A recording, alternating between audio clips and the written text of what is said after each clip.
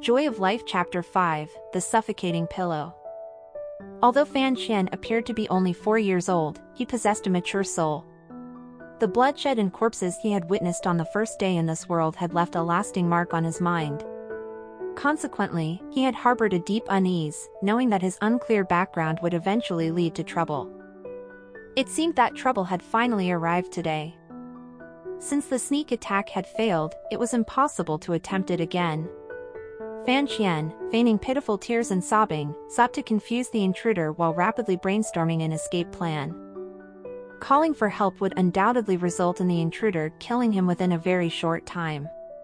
Seeing that the intruder wasn't taking any immediate action, it was apparent that his hasty cry of "Daddy" had temporarily disoriented the assailant.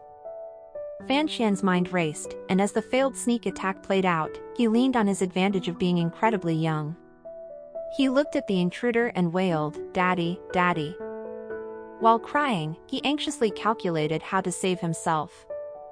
"No need to pretend, young Master Xian," the intruder's tone was indifferent, devoid of immediate danger. "It seems you are indeed quite clever, knowing how to protect yourself at such a young age.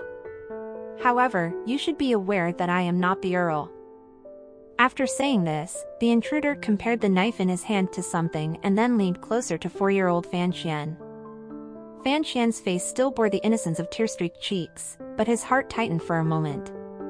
He sobbed and asked, "Uncle, who are you?" "I'm someone your father sent to check on you, so don't call out," the intruder replied. The intruder had slightly brown eyes that appeared somewhat unattractive, and the wrinkles at the corners of his eyes revealed his age. His tone of speech even reminded Xian of the old men who would lure young girls to see goldfish. However, Xian didn't show any of this. He continued to play the part of a 4-year-old with a perfect blend of fear, surprise, and a touch of anger. "You're not my dad." Then, as if he hadn't noticed the knife in the intruder's hand, he turned and crawled onto the big bed, muttering, "I don't even know what my dad looks like." The intruder smirked and approached the bedside. Suddenly, the little boy on the bed turned to look behind the intruder, a glimmer of excitement in his eyes, and called out, "Mom." This was a rather cunning diversionary tactic, one that probably wouldn't have fooled the nighttime intruder if it were anyone else, considering the intruder was a master who independently owned a laboratory in the capital. However, the one employing this tactic was a 4-year-old boy, so the intruder naively believed it. And when he heard Xian call for his mother, the intruder's eyes showed a profound sense of shock, as he abruptly turned his head to look behind him. Behind him was nothing but a tightly closed door and the dense darkness of the night. A sharp bang rang out within the bedroom. The intruder lay on the ground, blood covering his head. Xian held a half-broken porcelain pillow in his hand, still trembling as he stared at the fallen intruder. He weighed the remnants of the pillow in his hand, gritted his teeth, raised his little arm, and fiercely smashed it down onto the back of the intruder's head. There was a muffled sound, and Xian had exerted all his strength.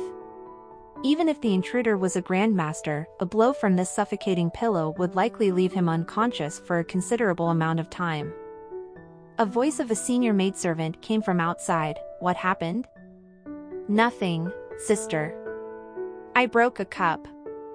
I'll clean it up tomorrow." "But what if the young master steps on it?" "I said I'll take care of it tomorrow."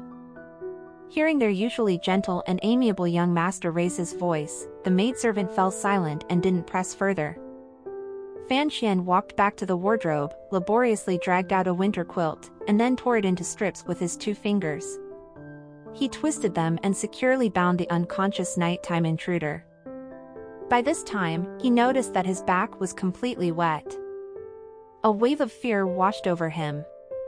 Whether in his previous life or this one, this was the first time he had attempted to take a life, although he didn't know if the intruder was actually dead. He had been extremely reckless. If the intruder had truly been a martial arts expert, that earlier strike would have likely cost him his life. He reached his hand under the nighttime intruder's black mask and tested it. He discovered that the intruder was still breathing. For some reason, Xian's mind entertained the thought of killing to eliminate the witness. However, he quickly realized that his personality had become much tougher since his rebirth. The recent ruthless actions he had taken were executed without hesitation. Unbeknownst to him, this was because in the mind of the child now known as Fan Xian, he had already died once.